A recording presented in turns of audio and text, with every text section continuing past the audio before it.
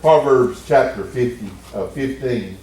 Proverbs chapter 15. Listen, please, to verse 29. Proverbs chapter 15 and verse 29. The Lord is far from the wicked, but he heareth the prayer of the righteous. And there are two statements there about God. The Lord is far from the wicked. And then the scripture says, but he heareth the prayer of the righteous. Though this verse doesn't say it, does the Word of God also teach?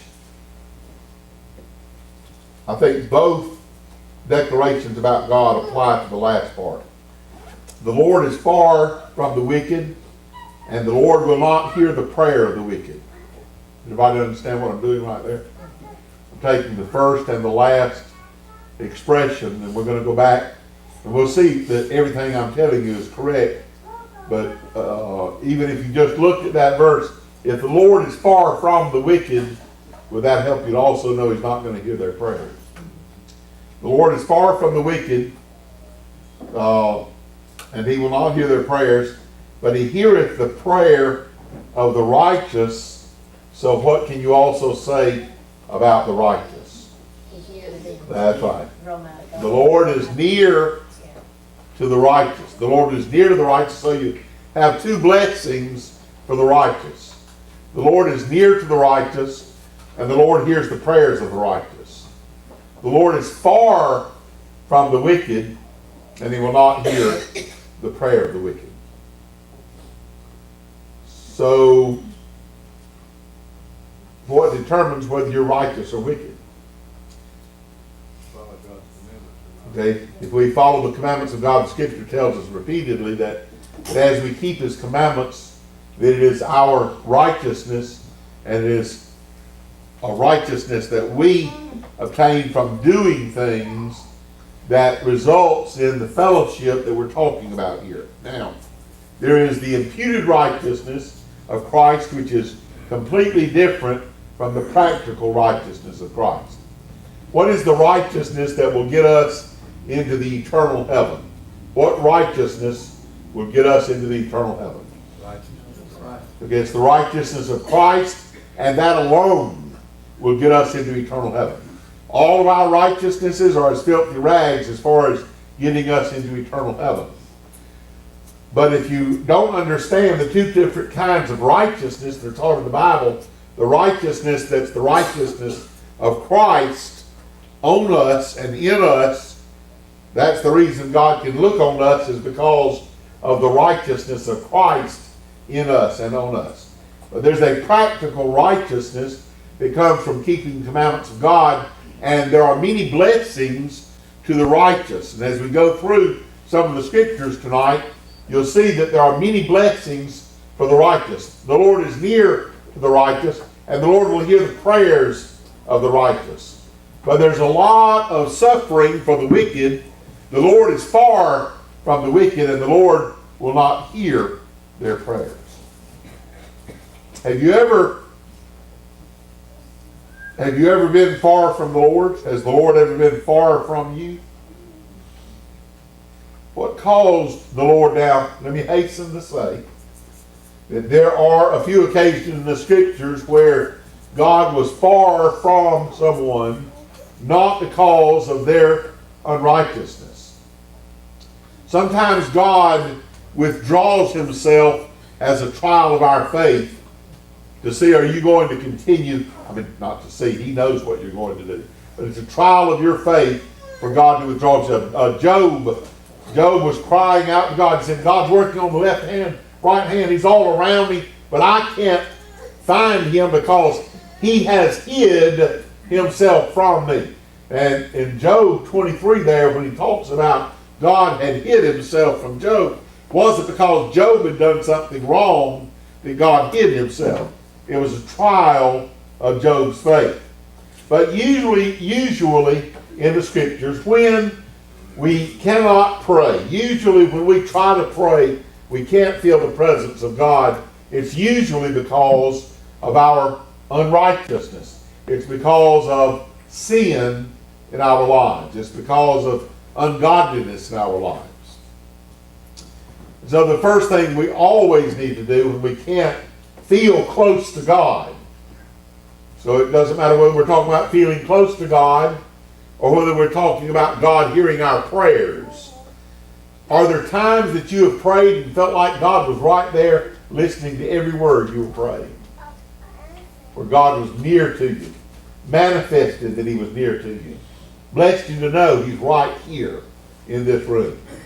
It's a great blessing to feel the power and the presence and the peace of God, and to know that God is near to you. And He wraps His arms of love around you, and He lifts you up and bless you to sit together in heavenly places. And you're able to feel that Jesus is my friend. Jesus loves me. This I know, not just because the Bible tells me so, but I know Jesus loves me because He's loving me right now. And that's a great blessing. He's near me, and He will hear my prayers when I am doing what's right in His sight. But when I begin to do what's wrong, then He is far from me, and He will not hear my prayers. That's the main thing I want you to remember. We're going to go to other scriptures, but I want that embedded in our hearts and minds that God is near to the righteous, and He will hear their prayers. But God is far from the wicked, and He will not hear their prayers. Turning the Bibles to Psalm 34 now. Psalm 34. We're going to start here with verse 15. Psalm 34, starting with verse 15. Listen to 15, 16, and 17. I need a volunteer to read Psalm 34, verses 15, 16, and 17. Just read each verse and explain each verse as you're reading it. The eyes of the Lord are upon the righteous, and His ears are open to see their cry. Okay? Explain the first half of that verse. It says the eyes of the Lord are upon the righteous. That means when you're in hell, He's going to see that. He's gonna be there for you. Okay, when you're having trouble, God's going to see that, and He's going to be there to help you. The eyes of the Lord are upon the righteous.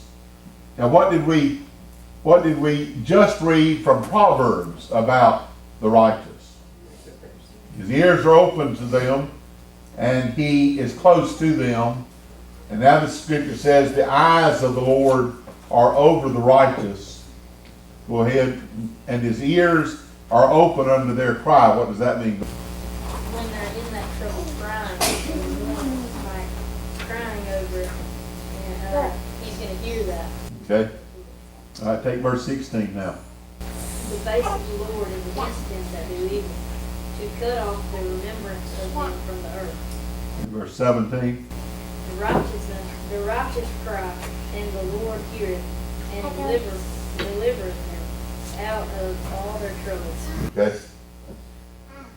There are a lot of scriptures that talk about, we're not going to go to all of them, but a lot of scriptures that talk about how the Lord blesses the righteous and the Lord curses the wicked. There are numerous blessings mentioned in the Word of God that when you're doing what's right, God's going to bless your life. When you're having trouble, if you're close to God, you're still going to feel God's presence with you.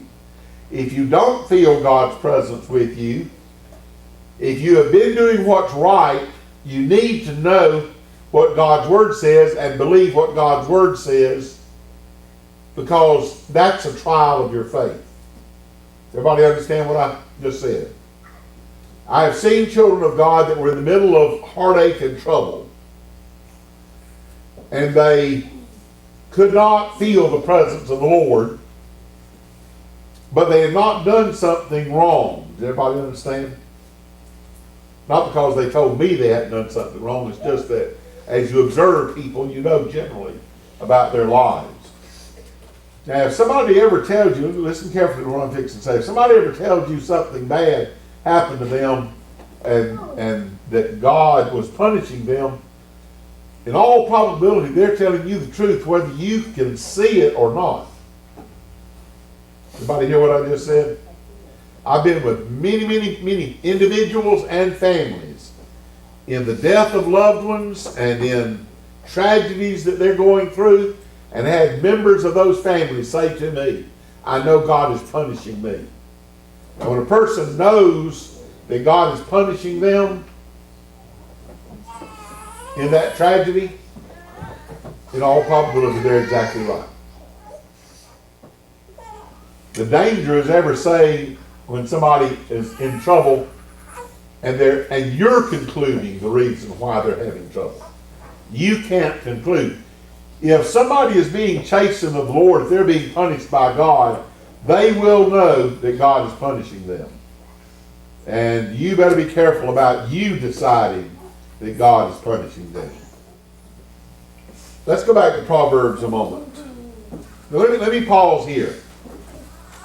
Somebody give me a verse. There are probably 10 or 15 verses that show that God will not hear the prayers of his people when they're walking ungodly. Somebody give me 1 or 2 verses. We just need to have, because the reason I want to emphasize that is because there are a lot of people that think that God will always hear your prayers. How many of you have ever heard God will always hear your prayers? That God will never refuse to hear you. Well, God will refuse to hear your prayers. Somebody give me 1 or 2 verses that show that God does refuse to hear our prayers sometimes. All right, everybody turn to Isaiah chapter 1. Isaiah chapter 1. It helps to read several of these verses, but well, let's at least begin verse 13. Now, the children of Israel were living very ungodly here. The whole first chapter describes how ungodly the children of Israel were living. Then starting in verse 13, listen to verses 13, 14, and 15.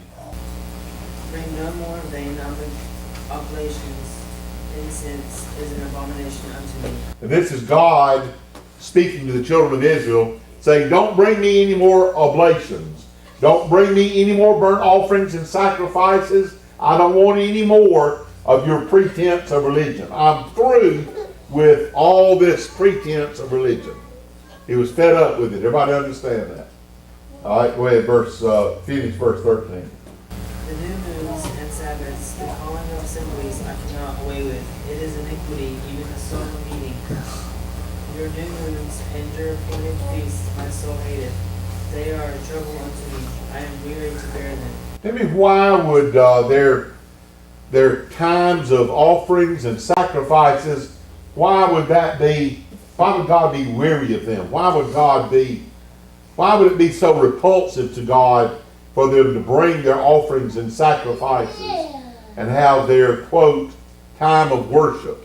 Why was that such an abomination in the sight of God? Okay? Because they were being hypocrites. They had all the sin and they pretended to be religious. Okay? They were hypocrites. They were living very ungodly, but felt very justified by their pretense of religion. And I think that often is the case, is that people feel justified and feel righteous because they're doing something that's very godly. They go to church, they do this, they do that, and that makes them feel like whatever else they're doing is all right in the sight of God. All right, read verse 15 now. And when ye spread forth your hands, I will hide mine eyes from you. Yea, when ye make many prayers, I will not hear. Your hands are full of blood. Okay, what does God say in the last part of that verse? It says when you pray to him, he won't hear. Because their hands are full of blood. Okay, yea, when you make many prayers, I will not hear. You can jot down Deuteronomy chapter 1, verse 45, and there are a lot of other scriptures. I'm not going to give you all those, but just remember that God's word does say that God will not hear our prayers, and God will not be close to us when we're walking contrary to God's word. Now, can the devil deceive you into thinking God's hearing your prayers, and can the devil deceive you into thinking God's close to you? Absolutely. Absolutely. I've been with people that that were doing anything you can imagine. And they said, I'm just as close to God as I've ever been. Let's join hands and have prayer right now. And I knew what they were doing. You know, I knew that they were committing adultery. I knew that they were stealing from the company they were working for. I knew they were doing all kinds of ungodly things. But they thought they were just, at least they said they thought they were just as close to God as they had ever been. And I knew that wasn't true. So God's people can get very far from God, and God will remove himself from their presence. Now, when we pray, if sin and iniquity is in our lives, what will the devil sometimes tell us? If God, and he will not, but when God does not hear our prayers, what does the devil tell you when you've been living wrong, you haven't been obeying God? What will the devil tell you about God not hearing your prayers? So in light of, okay, I'm praying and God's not answering my prayer, what's the devil going to say to me? But what would the average person think? What's the devil going to tell people when? God don't really love you. Yes. The devil is going to tell you from time to time in your life that the Lord does not love you. The devil's going to tell you that. Whether you are trying to follow God or not follow God, when you're trying to pray and he doesn't answer your prayers, the devil's going to tell you God does not love you. And so you need to be sure that you have plenty of scriptures that just because God doesn't answer your prayers, that does not mean God does not love you. But that's one of the main things the devil will tell you when you're in trouble, is that God does not love you. What else does the devil tell you besides God doesn't love you? Not real. Say it again. He's not real. That he's not real. God's not real. If there was a real God, and you go to church Sunday morning, Sunday night, and Wednesday night, you know he's going to help somebody like that, and he's not helping you. So if he was really there, if he was really around, he would help you. Well, so the devil will tell you, maybe there is no God. But that's not true. It's not true that he doesn't love you. It's not true that there is no God. The devil's a liar. And that's what we're talking about. What are some of the lies the devil will tell you when you try to pray and you cannot feel the presence of God? Okay, that you're not a child of God. Maybe there is a God, but you're not a child of God. The devil will make you feel that you're not a child of God. How many of you have ever felt you weren't a child of God? Sometimes the people of God, when we get away from God and we feel estranged from God, we wonder, am I really a child of God? Who tells you that? Yeah. The devil. Turn to Isaiah chapter 59 very quickly. All of you know these two verses by heart, but I want us to be reminded of them. And I don't know why, but I do know that God has impressed us to look at these verses tonight for some reason. And it might not be something that you're facing tonight, but somebody is in need, and I believe that in the near future, probably most of us are going to need these truths. Isaiah 59 verses 1 and 2. Isaiah 59 verses 1 and 2. Behold, the Lord's hand is not shortened that it cannot save, neither his ear heavy that it cannot hear. But your iniquities have separated you and your God, and your sins have hid his face from you that he will not hear. Okay, the last phrase says that he will not hear. What's the reason given in verse 2 that he will not hear? Okay, your iniquities, your sins have separated between you and your God. Our sins sever not our relationship with God, but our fellowship with God. And when we are out of fellowship with God, then we can't feel His presence and His power and His peace. The Lord's hand is not shortened that it cannot save, neither His ear heavy that it cannot hear. Don't ever believe for a moment that God can't do something. Doesn't matter how sick somebody is, doesn't matter what the person's problems are, doesn't matter what the family troubles are. Don't ever think God is too little to handle a problem. There's nothing, God can do anything that's right and good. Sometimes our faith is weak, but God can do anything. Let's talk about the righteous for the last couple of minutes. God hears the prayer of the righteous. He's near to the righteous. Look at Psalm 4, verse 3.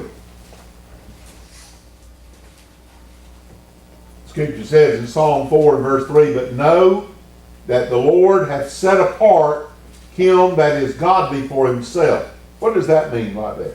That God has set apart the godly for himself. Close to the God. Yes, he will be close to the godly. He set them apart. When you get that picture, he set them apart. You see the protective hedge that's around them. He set them apart. Set them apart from what? The world. He set them apart from evil. David said, "I have been young, but I'm now old, but I've never seen the righteous forsaken, nor his seed begging bread." That's because God has set them apart. So the scripture says in Psalm 4, verse 3, "But know that the Lord hath set apart him that is godly for himself. The Lord will hear when I call on him." How could he know that God was going to hear? How did he know? God's word. Yes, because of God's word. That's what Job was depending on, even though he couldn't feel the presence of God. He couldn't find God. He couldn't see God. He knew that he had not transgressed. And so he says, after he says, "I can't find him, and he has hid himself from me," he said, "But he knows the way I've taken, and when he is finished with me, I'm going to come forth as gold tried in the fire." But that's a good feeling to have, is that God is faithful, and God is going to bring good out of this terrible situation. And that's true when the righteous are trying to serve the Lord's going to hear their prayer. He's going to be near to them. But he will not hear the wicked. He'll be far away from the wicked. May God help us to live closer to him, is my prayer for Christ's sake.